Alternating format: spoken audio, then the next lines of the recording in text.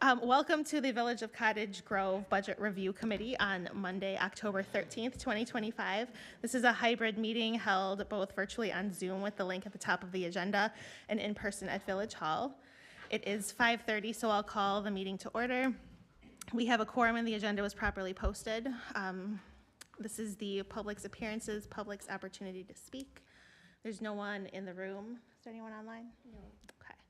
Then we'll move on to discuss and consider the minutes of the Budget Review Committee meeting from August 19th, 2025. They're linked in the agenda. Murphy will move approval of the minutes. Bollock will second. There's a motion and a second. Any other discussion? Otherwise, all those in favor? Aye. Aye. Opposed? Abstain? Motion carries. And then we move on to the main event, review proposed 2026 budget. So I'll turn it over to Administrator Giese. Thanks. Can you hear me? Because this doesn't look like it's, I think I'm.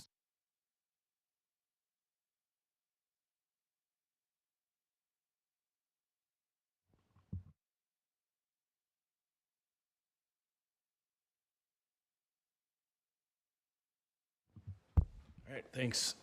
So we're just going to start with a very brief summary and PowerPoint of the packet that everyone has. And then from there, we'll go through step by step through each of the department requested memos, as well as the highlights from myself and Cameron. And we'll stop after each of those if there's questions. And if anyone has after the questions portion, if someone has a specific topic or project that you'd like further discussion on, President Kel Nelson and us will take notes of those, and then we'll revisit those after the whole presentation is done, after we get through all the memos. So we'll circle back to anything that anyone wants to discuss further after that.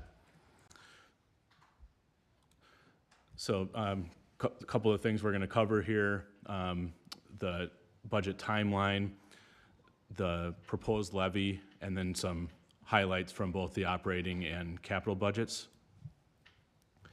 So as most of you know, we start the budget process in the spring, in April, and that's really when we're reaching out to staff to start putting together capital budget requests. And then those ultimately filter through the board's prioritization process, and that's finalized in July. And then from there, we take that direction to build the updated financial management plan. And that process comes through this committee with a recommendation to the board, and that's finalized in early September. And then that flows to back to staff, and then their respective department boards, committees, and commissions who review budgets and make recommendations that come back to us, and ultimately to the within the proposed budget that's in front of you today. The task in front of the committee is to make a recommendation to the board that the board would then consider as part of their budget workshop. And then this all culminates with ultimately a public hearing in mid-November. Oops, I just realized I clicked the wrong button there. So the village's tax levy, the financial management plan that the board approved had a draft levy north of about 6.85 million. And then as all departments made their requests, that came out to 6.9, and then administration's recommending ultimately a levy that's a little over 6.5 million. From a tax bill perspective, and this is just the village's portion of the tax bill, you can see how those three levies show up as impacts on the tax bill. So the budget that's in front of you tonight, if approved as is, would result in approximately $107 increase on the village's portion of the tax bill, or 4.5% increase. Some highlights from the operating budget. The primary increases were in public safety, all three public safety departments, police, fire, and EMS. And then there were some increases in professional services and a public works operating increase.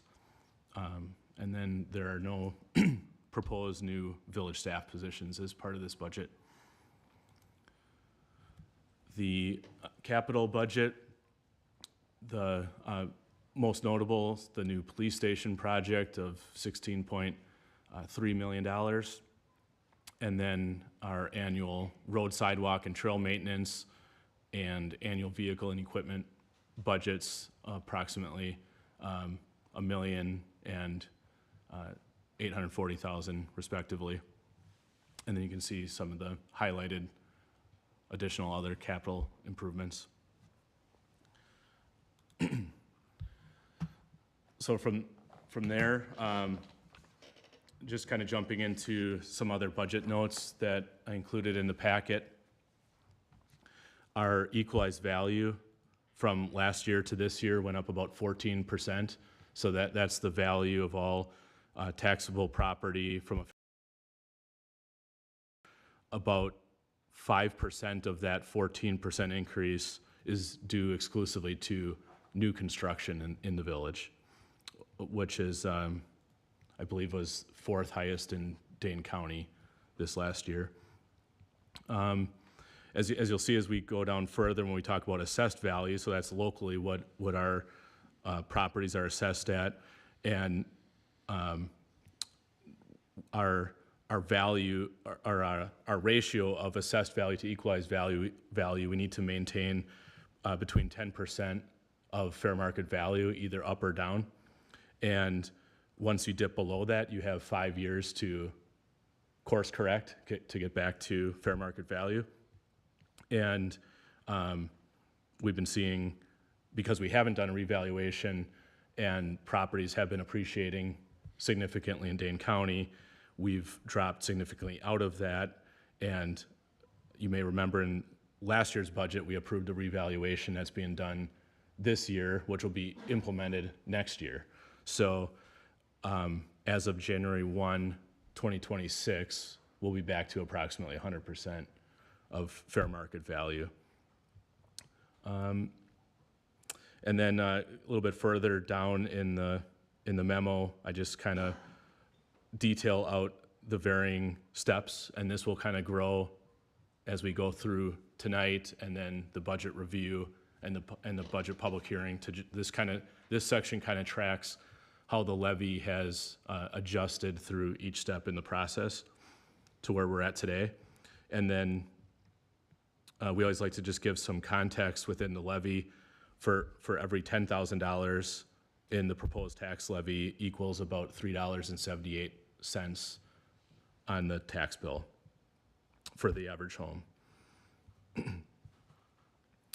And I'll just stop there if there happen to be any questions.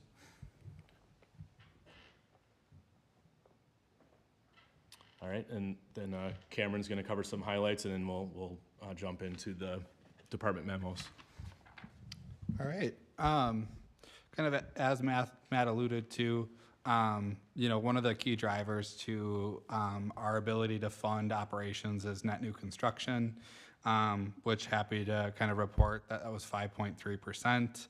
I list here the county average being 2.37%, so we are well above the county average, which helps us pay for services.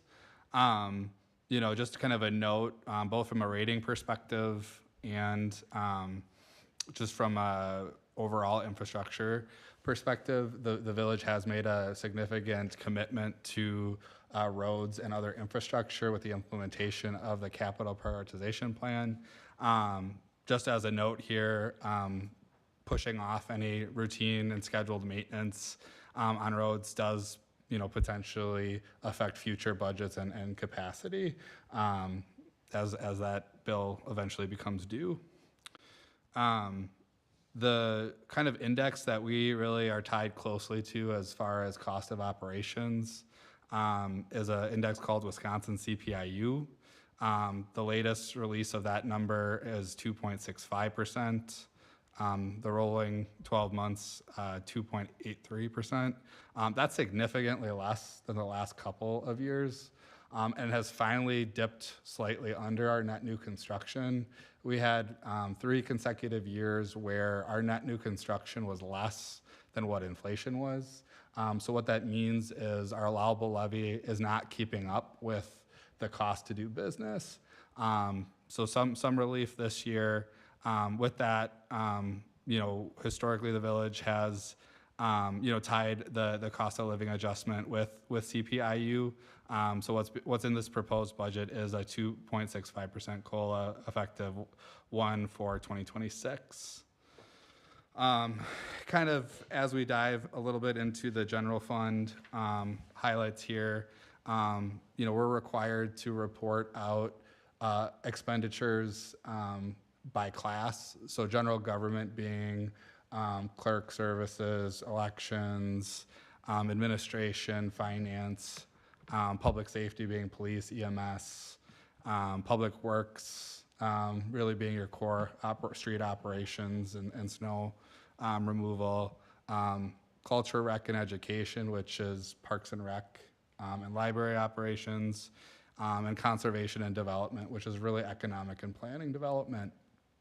So in my memo, I kind of just described some of the key factors.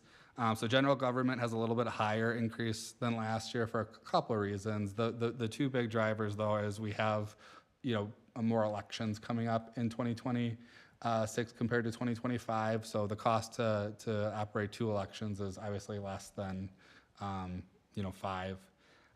Additionally, we've just seen as we've issued more citations and tickets, the cost of municipal court has continued to rise. So there is a corresponding revenue increase for the number of citations. Really, we don't make money on municipal court. The goal is there to break even. And depending on the year, some years there's a little bit money made. Most years we're actually a little bit in the hole. But again, the goal is not to generate revenue as operating municipal court. We kind of jumped down to public safety. A lot of big changes for 2026. So I called out the implementation of pay per call for fire. So going away from a purely volunteer service to the first step of a fully compensation model. Second, Deer Grove did enter into a new union agreement starting in 2026. As kind of noted, they were behind, and given that the last time they negotiated was 4 years ago, there's a little bit of a catch-up that was needed to make in year 1 of this plan, including additional administrative support for the commission. Lastly, Cottage Grove Police Department did also have their union negotiations that we're working on finalizing and should be approved next Monday. So more information to come on the exact dollar amount. Public Works, they've been extremely consistent.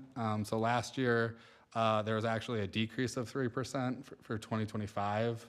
This year, there's an increase for 2026 in the proposed budget. So really, they're at 2024 budget levels.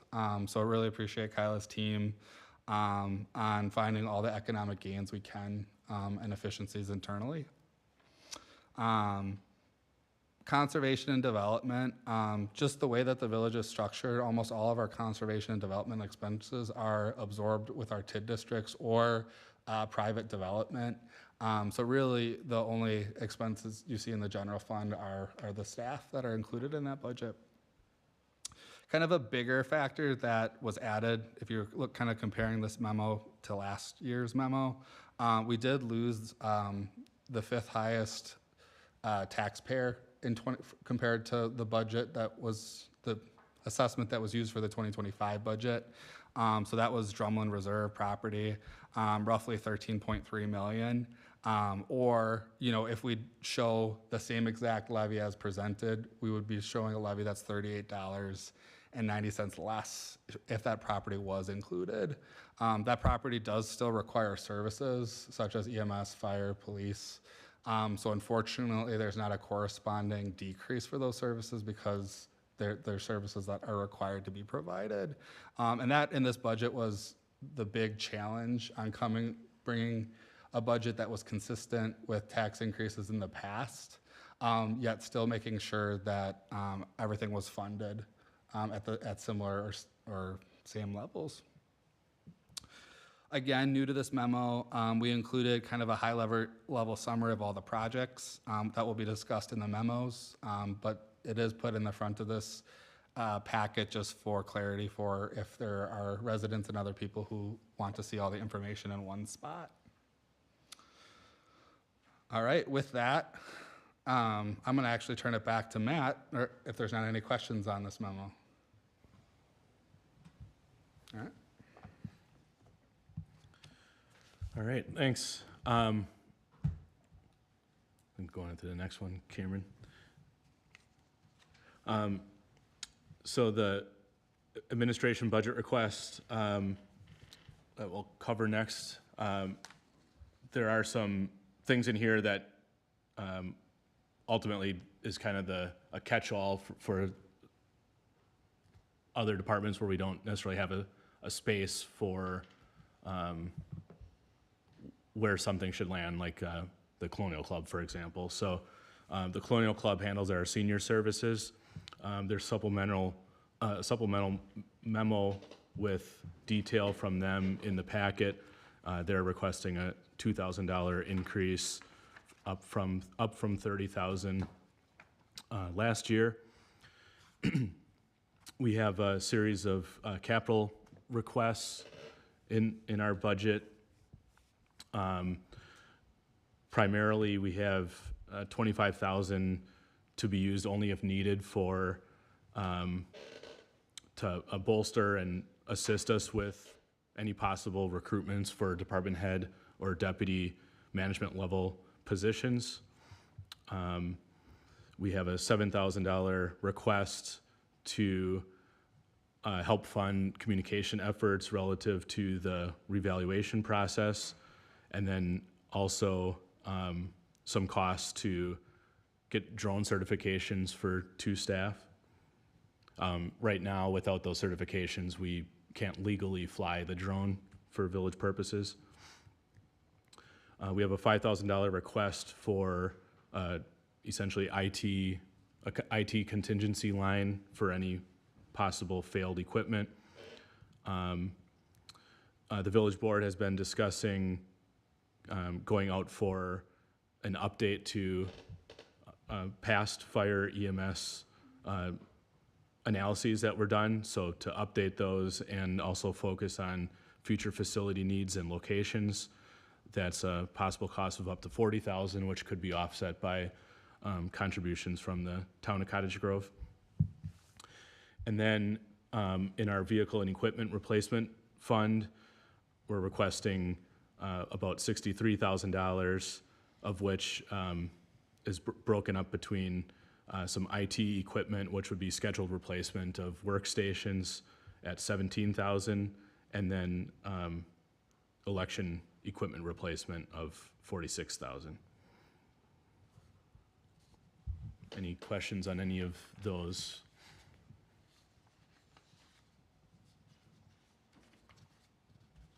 All right, and I'll turn it over to Chief Lang, cover Deer Grove's request. Good evening.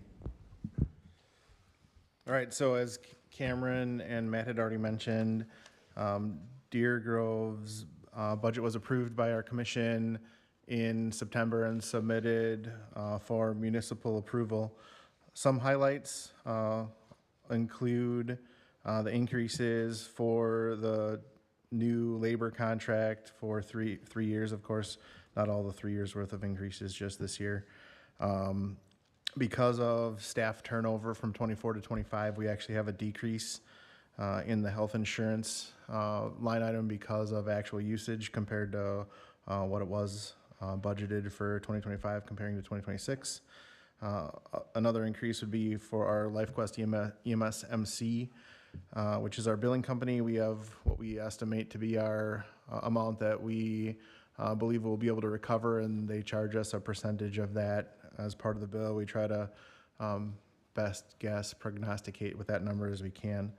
We had a decrease to office supplies due to lower projected uses, increase in communications for higher cost of our dispatching CAD program through the county, decrease in the information technology line due to not needing to replace mobile dispatching computers that we had replaced last year and won't in 2026.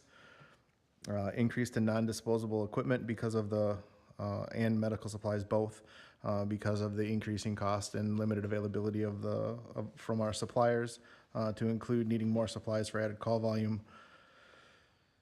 Same with clothing, is that everything, as we all experience, costs more, so we subtly adjust year to year to keep up with prices.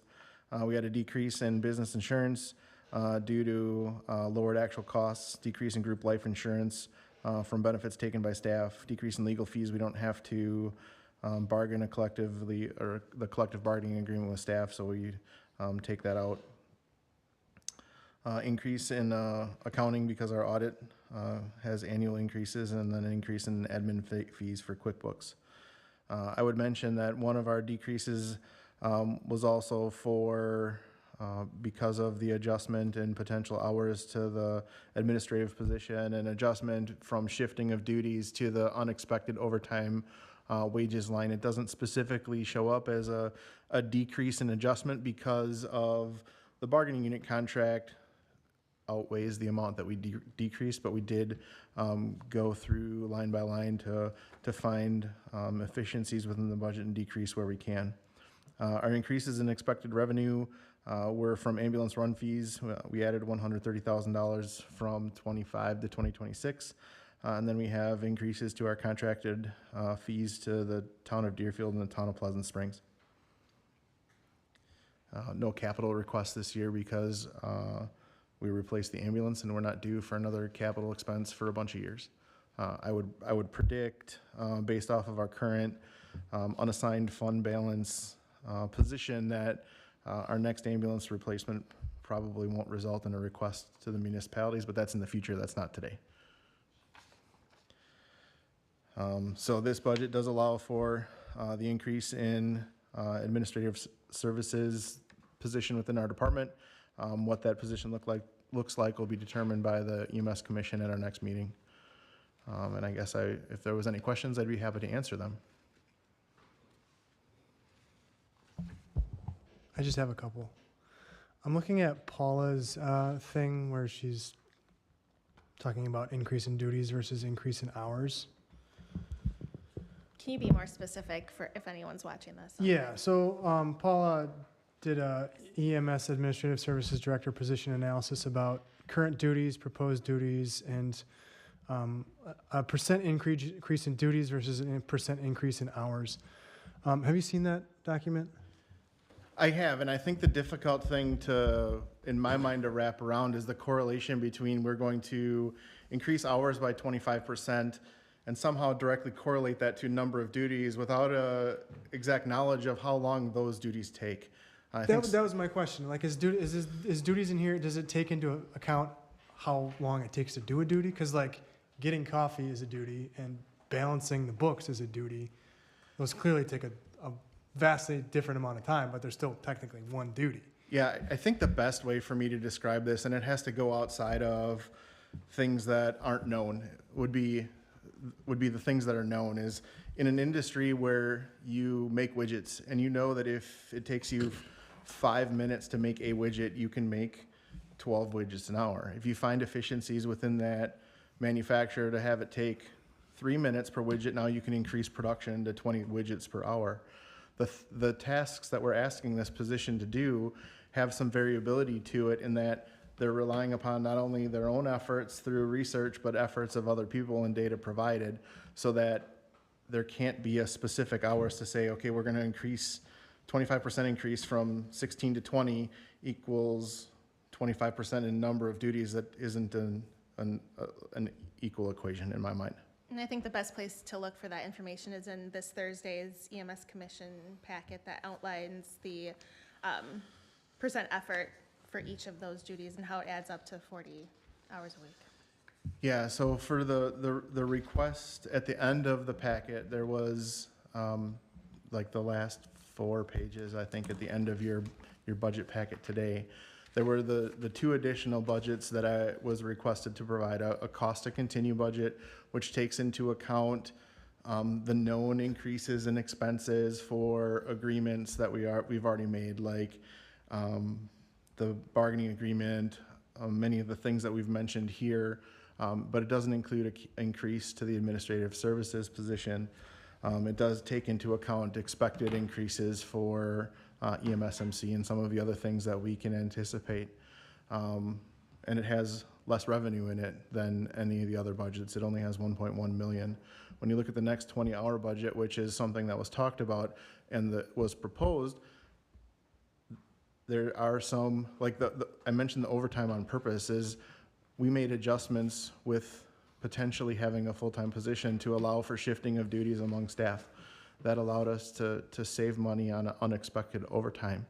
Without being able to fully make those adjustments, we have to put those adjustments to unexpected overtime back into the budget, along with decrease the amount of expected revenue, ambulance run revenue, instead of to the full amount of the approved budget of 1.15 to 1.125, I think is the number.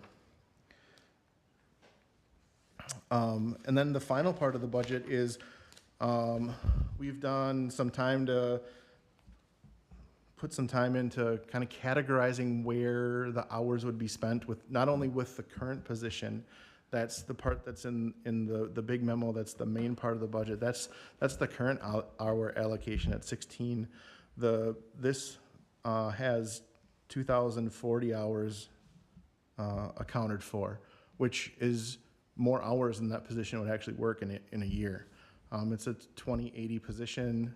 That position would get 10 vacation days plus, or 10 holidays plus some vacation days for a total of, I believe it was 180 hours.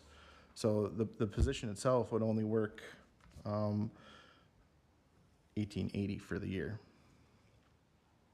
And the 25,415, that's the village's portion? Correct. Okay.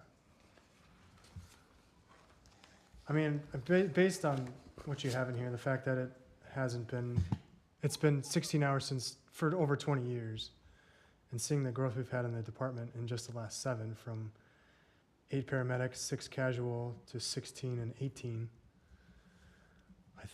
I don't really have a problem with going to full-time. I just wanted to bring those up because Paul and Pete had concerns, and they're not here tonight, so I just wanted to. Yeah, I think the other detail that is important is we need to make up for a little bit of ignoring the position, because we were more concerned about what was responding. We can't save lives if we have a full-time office person and no one on the ambulance. So that's why we made the commitment to bring our resources up to where they needed to respond to the demand, the ambulance demand of the community. Now we know that we have a position that needs some attention, not only to make up for the past, but as we look into the future, we know that our municipal growth, especially in this part of our response area, is going to increase our demand, and this will help us meet that demand moving into the future. And that 25,000, that's salary and benefits? Yes, that's the full package to potentially be full-time. Again, that hasn't been approved by the commission as yet. They have to make that decision still. Okay, thank you. And again, the village's portion of that. So the formula would say that our increase was, the full increase to all the municipalities was something like 40,000, I think, is for a nice round number. Do you know how long one full-time position would be enough before you started needing another full-time? As an administrative position? Yeah. I think the administrative position will get us good for 10 or more years. I think adjustments that we would make within the department would be more on the operations side than the administrative side. Okay. And not anytime soon either. In our packet would be what we have for a staffing plan to say that potentially in about 5 years, we would have a deputy chief position that would move from being part of the ambulance allocation to an administrative, operating administrative position alongside me.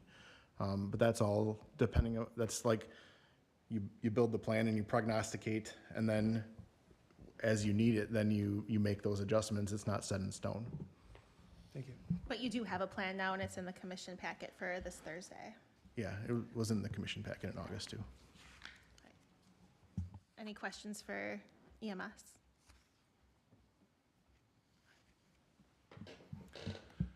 All right, next we have Cottage Grove Fire Department. Chief Archibald, I believe, is on the Zoom. Yeah, so going through my budget, most of the stuff stayed pretty similar, with the big exceptions being obviously the paid per call and the paid per call, and some increases for the, for some officer pay as well. So going through my explanation of increases, we put extra money in the increase for the apparatus repair budget, because at the time my budget was written, the annual maintenance hadn't been done on the trucks yet, so we were kind of shooting from the hip.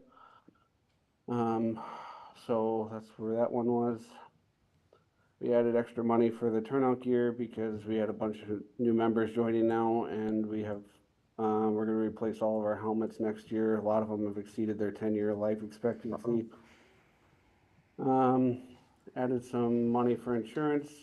The insurance premiums are going to go up this year. They won't tell us how much because they don't ever tell us how much in advance. But we increased the values of the trucks to reflect a more accurate value of what they would be for replacement. So they're definitely going to go up some. So we added some money for that. Added money for officer pay because some of the officers were not getting paid at all. And then we changed the pay so all officers are now paid, and some positions do quite a bit of work. So we're going to make the officer pay reflect the extra work that they have to do. Pay per call was obviously the big one that was already discussed. We had to add extra money to First Due. That's our records management company. They said there'd be a slight increase this year. Annual physical evals, we added those last year to meet the upcoming code requirements. We added some extra costs because those are going to go up a little bit. Then we also added this year to those annual physicals, we're going to do annual drug testing at the same time as the evals. Added some line items for the MDT CAD licensing because that's supposed to increase this year. And then the last item was for fire hose testing. It was a 3-year service agreement that ended, and now the new agreement came out, and there's a slight increase from the vendor. And then the one capital item for 3 thermal imaging cameras, that's to replace our older cameras that are aging out.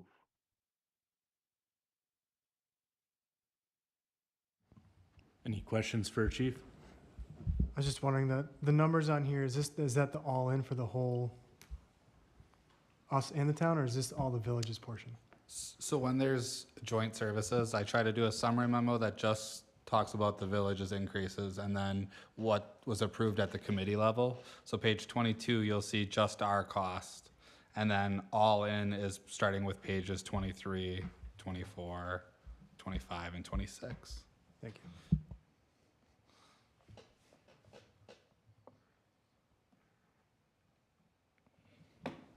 All right, thanks, Chief. If there's anything else in Parks and Rec, Sean? Thanks, boss. Good evening, everyone. Just quickly, I'll run through this. On the operating request side, we asked for a $10,000 increase for the Bakken Park splash pad, mostly due to higher chemical and water costs, as well as an increase in costs for preventative maintenance stuff. We also stayed open a little bit longer this year, so that'll help us out with that. Under the capital fund stuff, Bakken Park playground removal. So just a quick update. Hopefully you're aware that Miracle League is looking to fundraise for a rather large, all-inclusive playground at Bakken Park.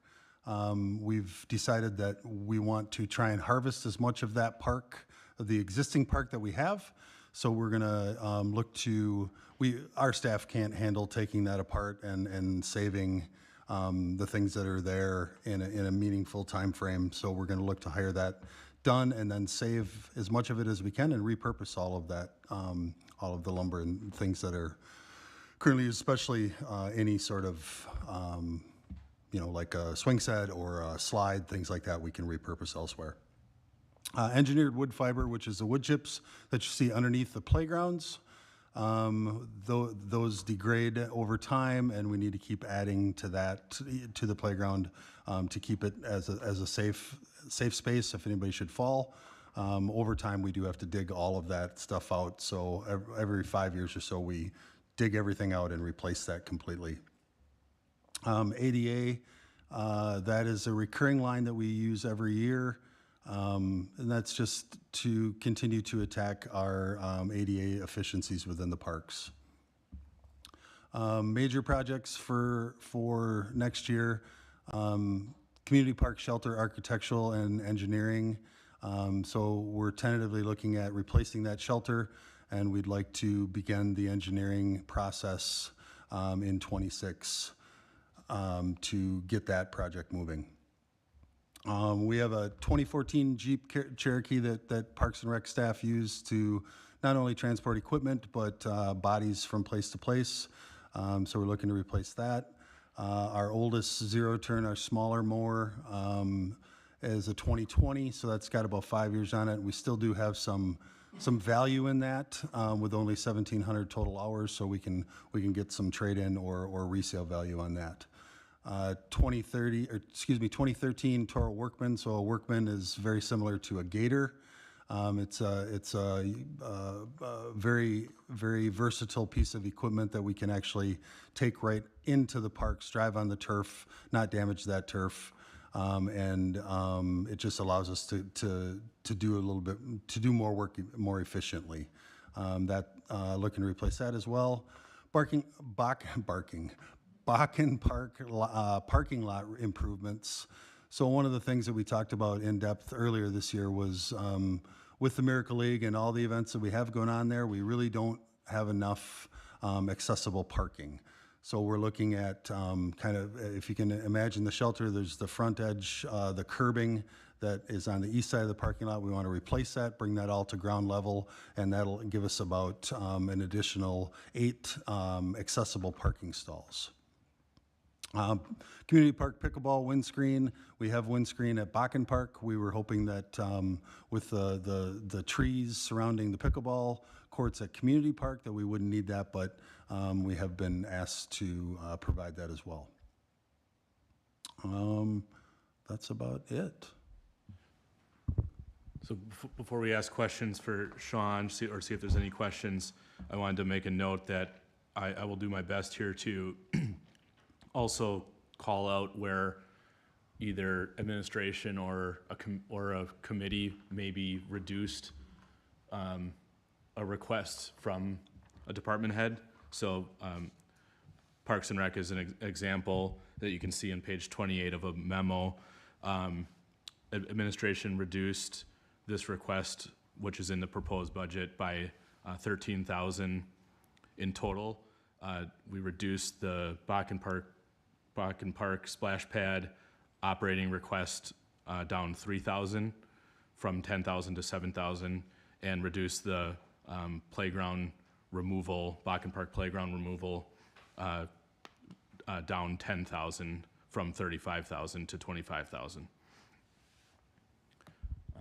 If there's any questions, Sean or us can address those.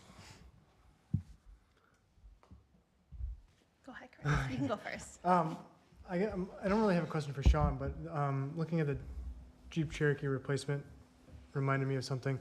Because I'd previously asked about how much we spend contracting out maintenance of vehicles. I was just curious if that's gonna come forward, because it'd be interesting to see at what point do we just hire a mechanic instead of outsourcing all that, so if you could speak to that. So working on the labor and parts breakdown of it, because we'd still be incurring the labor. So working on getting it by PD, Parks and Rec, and Public Works. So by the 27th, you'll have that information. Okay, thank you. Other questions for Parks and Rec? The use of donor-directed funding for the Back and Park playground removal at $25,000, I don't think that is, constitutes what the donor-directed funds should be used for. I'd like the committee to maybe have a discussion at the end, if that's where we're doing discussions, on a separate funding mechanism for that project.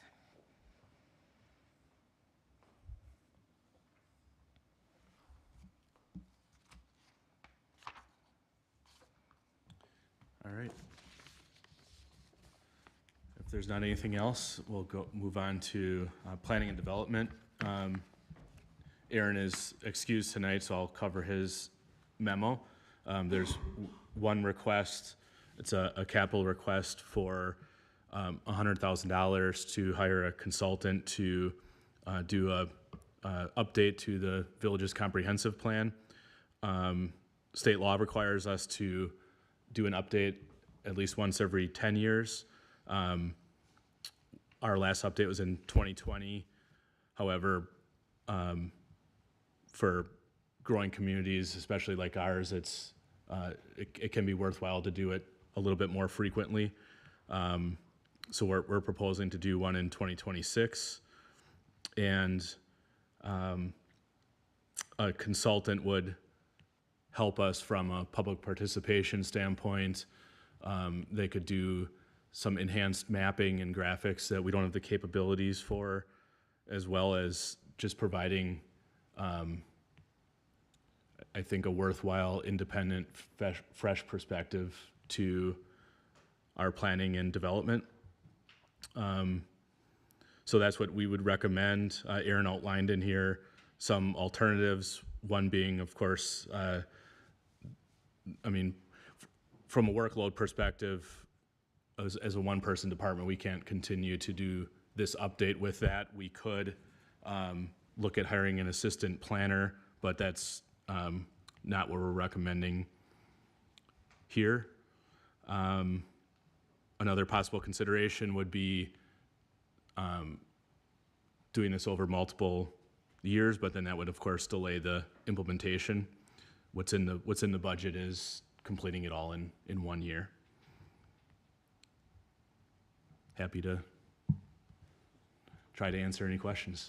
I don't have any questions. I just want to say I think this is really important, because the last time it was done was 2020, and then we did the census, so it was almost immediately out of date.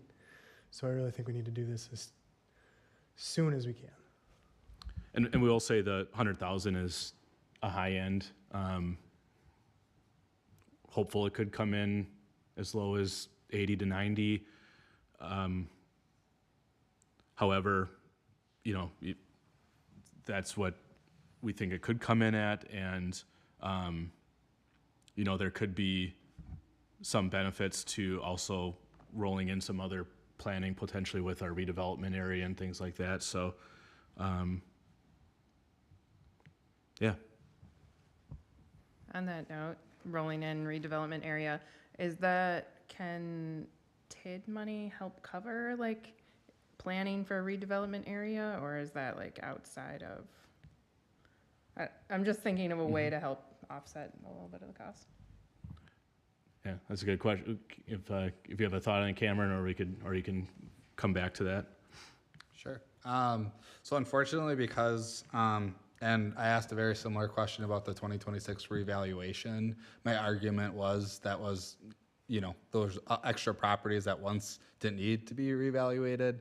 Unfortunately, because it's something that we're required to update anyways, it is not a TID eligible expense. It's worth asking. Thanks. Will it pair well with the fire EMS study then to do a comp plan if we're also talking about facilities? Does the timing need to be staggered at all? Or doing both in the same year is appropriate? I think it's okay to do both. There could be some, I think could help both from a data standpoint. Yeah. And we're already working on updating the housing chapter with the county is assisting us with that. So that's moving forward and hopefully will be complete by the end of this year. All right, well, next we have Police Department. Evening. Thank you for your time. I'm not going to go in depth on everything that's in your memo packet. So again, from an operating perspective, my request was for 2 officers. Again, our calls for service are increasing, the community is growing. You'll see later on that it'll get covered, and I understand that the village is growing as a whole, so I understand the delay in filling that request. For major projects, obviously, the approval of the police department is truly the major project for the agency, and moving that forward next year. Equipment replacement, looking at the duty weapons that the officers carry, you try to, again, maintain the equipment. You want to try and get into a regular cycle of replacement. About 10 years is where you see a nice break point of cost and trade-in value, getting money back when you're trading in said weapons. There's also changes in technology for the firearms and some of the training aspects. Tornado siren update. Again, this is a long-term project that the village is working on. Again, being able to cover the village as a whole. This is an additional siren to get 3 up and operational to cover our outdoor areas. See a request in there for a live scan, fingerprinting, mugshot booking station. Again, that sort of corresponds with the new police department. And again, you'll see a little later on that that's been delayed, which is completely understandable and still within the needs that we'll need for the future. Was looking to implement a drone program to, again, give us additional resources, technology without the personnel component of it. There's some cost benefits to it, but again, I understand now's not the time, so you may see that in a future request. We currently do have commitment for flock cameras at various locations, key locations throughout the village. Again, this is a long-term plan for implementation. 2 cameras to be added this year to help bolster and give us a force multiplier out there. Again, I can't have an officer at every major intersection or every corner, but this does allow us to know when we have missing people that are traveling through the area or critical matters that need our attention immediately. And then at the tail end is some miscellaneous items related to just general operations, daily use type of things for the officers. And that is a quick summary of what I'm asking for. And the Law Enforcement Committee made some adjustments. They reduced Chief's request down by about $290,000. Most notably, both of the officers that were requested are not in the proposed budget, and the drone request was taken out. That's $40,000, and then the live scan, fingerprint, mugshot, workstation request was removed from this, but again, as Chief covered, is something that could come forward depending on the police station project and how that budget turns out from a contingency standpoint. So we'll know more once that project is nearing substantial completion. any questions for Chief? I guess I have one question about the live scan then. So if you don't have the live scan, you definitely would have to transport to Dane County Jail, or, That is correct. okay, And again, the implementation of this is timed with the new police department because we'd have the proper spacing and technology to handle this type of equipment being brought in. So it got to improve efficiencies. So it One takes- one thing to note, Heidi, is I would say that, and we don't want to, no guarantees here, and we don't want to counter chickens, but the contingency that we have built in for the police station project, we certainly hope is viable and has plenty remaining at the end of it, and we are bullish that it will because we're starting construction in the spring versus this fall, which would have incurred some form of winter conditions, which would have started to eat away at that contingency. So unless there's something totally unforeseen, you know, there should be at least that amount, if not much more, available at the end of the project. And I think the argument at LEC was that we would, even if contingency was used up, we'd see this as a budget item coming back in the 27 budget yeah, as a that- necessary piece of equipment for the police the station new when open. Yeah, that was, Yes. would have been my very next question, so, thank you.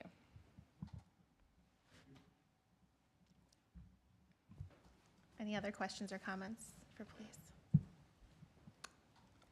I do want to just clarify, the police station that's in here is the full cost. We'll incur almost $1.4 million between 24 and 25. So once I get final pay requests in January for December, I'll come back to the village board and reduce the budget amount by what has been spent in 2024 and 2025. This was just a way to be as transparent as possible with our community, to have the full dollar amount in one request.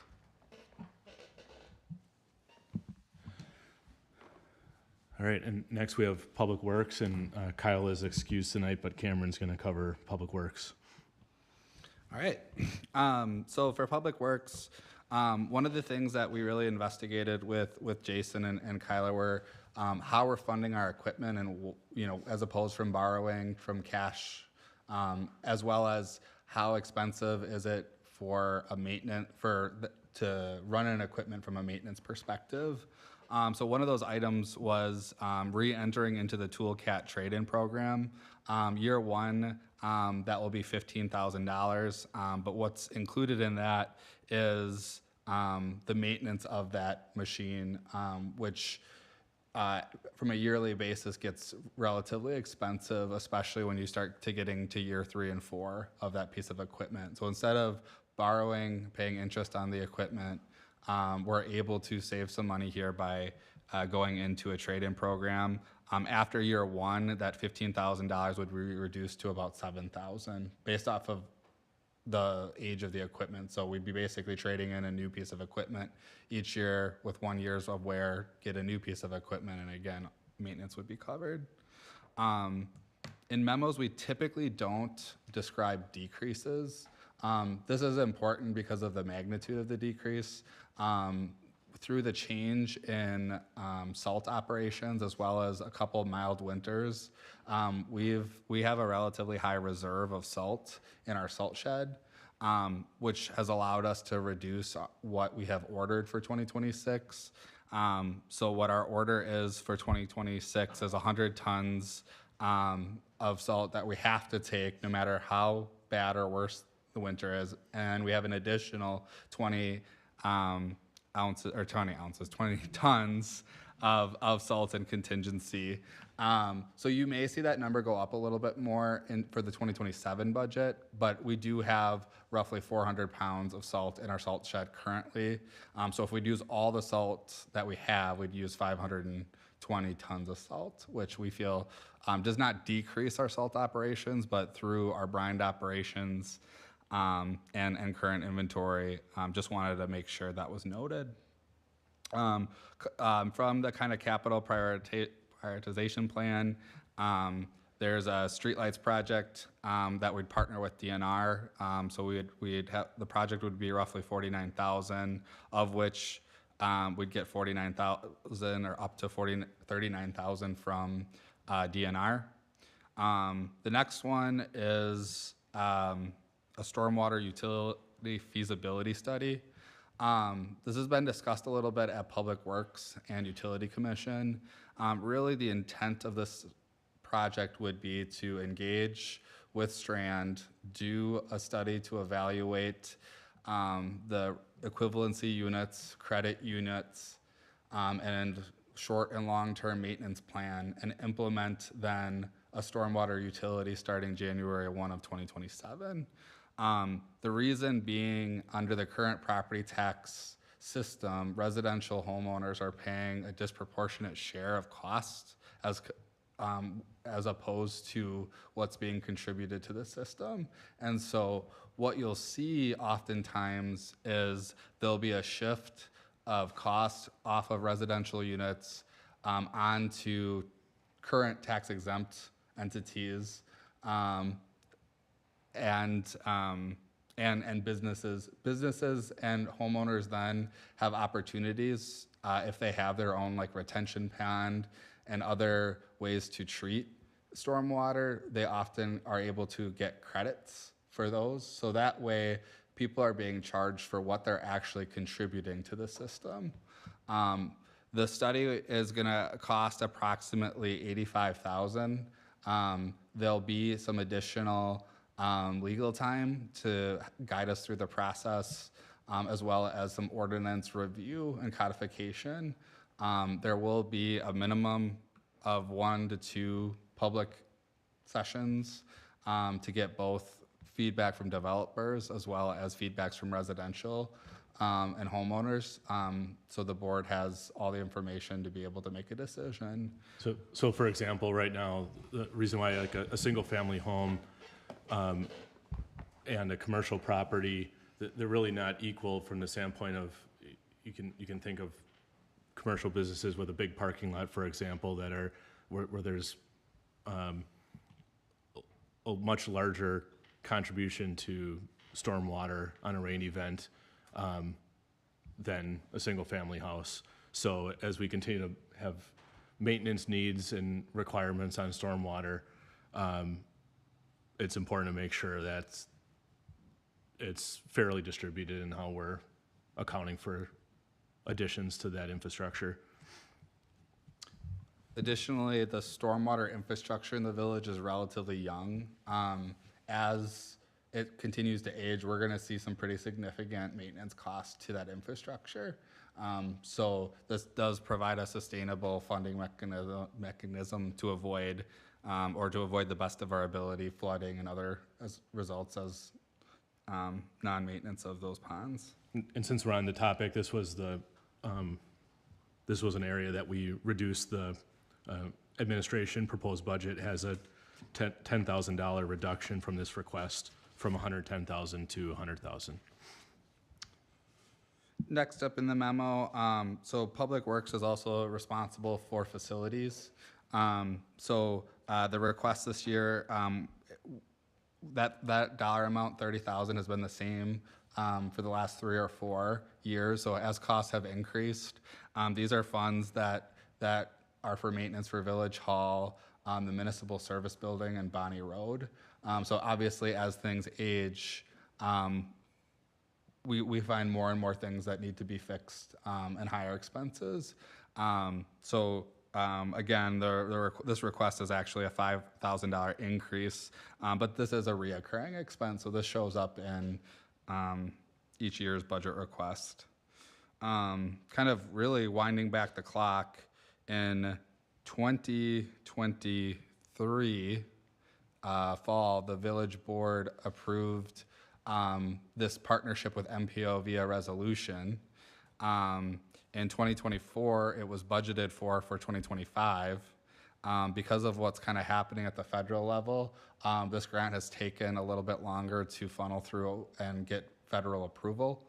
However, we've been given an update that The project is now finally scheduled to be complete sometime at the end of 25, early 2026. So this is actually asking to have these funds be carried over from 2025. No dollars will be spent in 25 and just moving those costs to 26. Based off the final financial management plan, the following projects were identified. So we have completed some, or will be completing some 2026 engineering yet in 25, but it will be for the BB bus bike path and Damascus Trail improvements for $400,000. For 2026 vehicles and equipment replacement, they're recommending 3/4 ton pickup truck, 550 pickup truck with dump box and salter attachments and barricades. Also asking for a couple things to help with reducing of operational costs, including that asphalt hot box and asphalt roller and trailer. That will allow the staff to do some things internally that had been previously contracted out.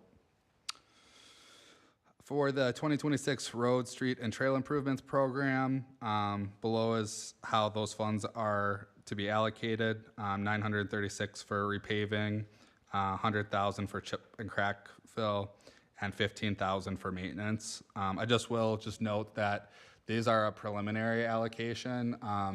We've seen the last couple of years pulverization has really been wild as far as final results. In 2024, we had excellent pricing in pulverization. In 2025, it wasn't as great of a number as what was projected. So really, once final bid prices come back in early 2026, Public Works will be updated and ultimately Village Board will be updated. But again, working within the capital prioritization plans of the $1,051,000 for 2026. And that's why that number is requested, because Kyla uses every dollar of those funds to either do, if there's money left over, will increase the amount of sidewalks that she can get to, or crack fill, or maybe a trail that was put for a subsequent year, just to make sure that we're staying caught up with our maintenance. So then Public Works also includes in the budget for 26 engineering for projects that will incur in 2027. That's Ollie Street reconstruction and County and Main Street reconstruction. So both these projects are tied to water and sewer required replacements. So those will be relatively larger projects in 2027. If you're a visual person like me, there's a couple pages after the recommended funding sources that kind of highlights where, if everything in a perfect world happens, this is what we would plan on the next 10 years of road reconstruction maintenance being done. We every year reevaluate based off of the condition of our roads and desire of the board which projects to do. But if residents are curious on where we are at for our maintenance, this is a great place to point. And I'll kick it back to Matt for the, oh, you already touched on that point. So $2.1 million overall request for Public Works. Any questions there for Public Works? Otherwise, we can go to back to any other items that you want to discuss further, including the Parks and Rec item regarding playground removal costs. It's the only one I have on my list.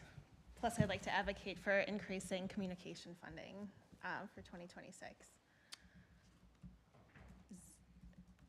Only two things on the list.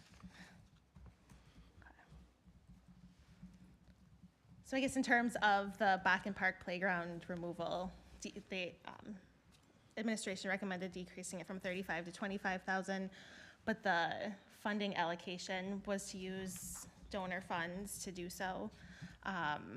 And based on what I know with the donor, I don't think that that's in alignment with the donor wishes, specifically to be used for youth development. I think that deconstructing a playground isn't necessarily what that donor would want. I think there's much better uses that money could go towards. And it should come through an approval process and then be directed to be used for true youth development. So I'd like an alternative funding source to be used for that project. I would agree. I guess, you know, if we rebuild it into a picnic table, you know, it may be used for a park. But there might be a more appropriate use. You know, that's kind of a long stretch of, you know, staying with the intended use of those funds. So what would be some alternative funding sources? That would be like regular capital or park development fund, or like what would be our other options? So yes, 205 park development funds would be an option. The other option would be to borrow. And then the last option would be to reduce some other 410 expenses to help pay for the removal. I guess, what does that 25,000 look like if you take it out of park development? How does that affect your park development fund? Doesn't really a lot.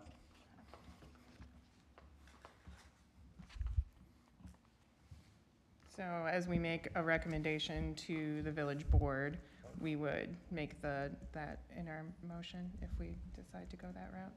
Is that? Cameron, could you, if you have it off the top of your head, at least a high level, if we, where the current balance is, if you account for, accounting for the park development fund as far as commitments that are made and what it would be following those commitments? So essentially like what the effective current balance would be, taking everything into account? You'd have, you'd have probably, if you take this into account, the extra 25 to 30, you'd have about 50,000. So that's funding the 115,000 of community park and funding the 25,000 for the Bakken Park playground removal. And there's a portion within the park development fund that was from West Lawn that has to go to that larger Hamburg Park. As those funds are collected, there are certain areas of the village that there's not park near, so they become essentially unrestricted to use in the most applicable way. Some fees are collected, must be used for certain parks. So when I'm talking about the unrestricted portion, I'm only talking about the stuff that we have free. There'd be about 150,000 of West Lawn funds for the community park, for the larger park project. Any other comments about that item? Yeah, I agree that the use should be park development funding for that. So, in the overall motion, I would expect to see that when we make it. Because that's not affecting the levy, I think that we can make sure that's in the that Okay. intent So it is doesn't in have the. to be part of the. Correct. Okay. Sean.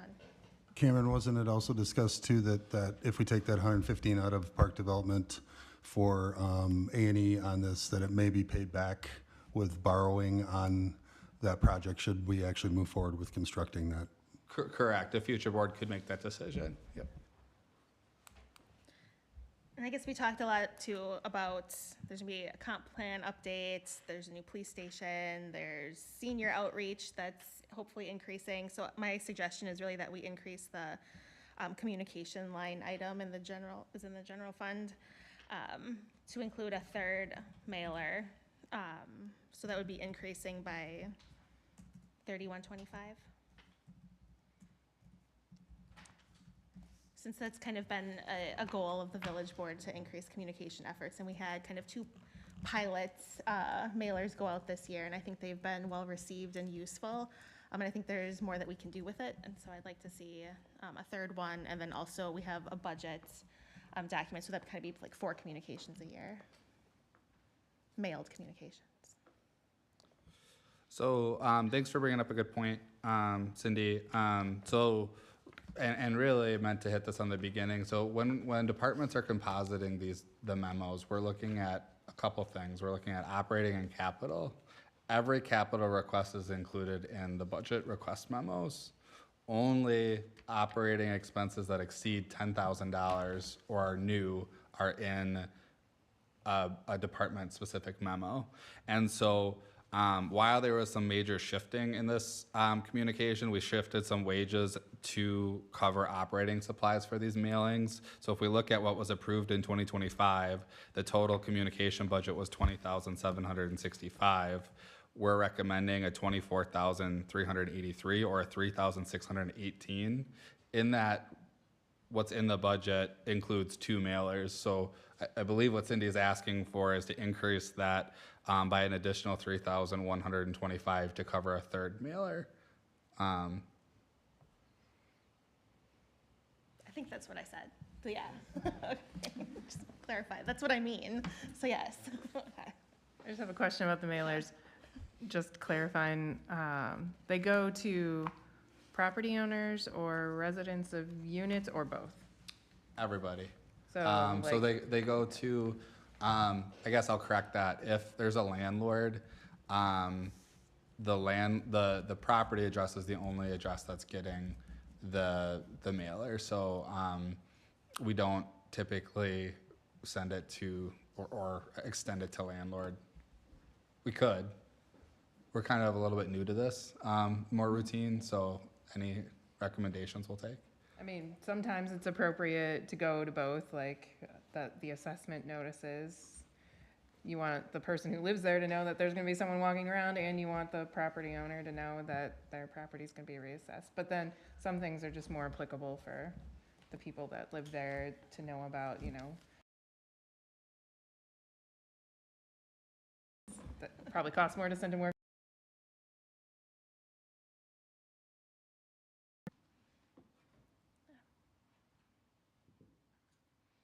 I would request that would be in like a combined motion.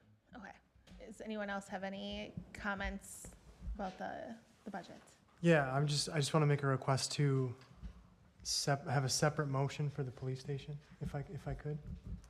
Would you like that motion to look like approval of the police station in the 2026 budget? Yeah, And then in a motion that's for fine. the Just 2026 budget? Separate it out, if I could, please. Make a motion to approve the police station as presented in the 2026 budget. And I'll second. Any discussion on the police station? All those in favor? Aye. Aye. Opposed? No. Abstain? Motion carries.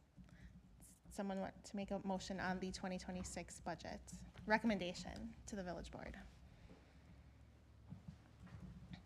I would make the motion to recommend the 2026 proposed draft budget with the addition of another mailer in communications.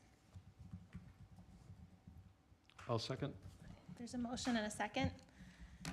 Any other discussion? Otherwise, all those in favor? Cindy, I would just say, and it's not part of the motion, but just a note for the record.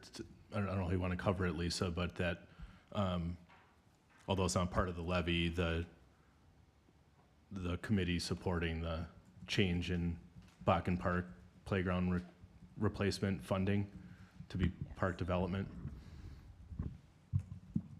If you want that in the motion, I could make that part of my motion, or in staff directive.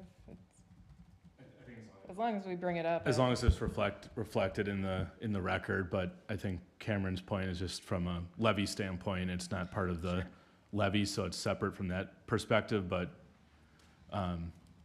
we just want to make sure for the record that the committee supports it, so. Okay, there's a motion and a second. Any other discussion? Otherwise, all those in favor? Aye. Opposed? Abstain? Motion carries. All I right. would make the motion to adjourn. A second. All right, so there's a motion and a second, non-debatable. All those in favor? Aye. Aye. Aye.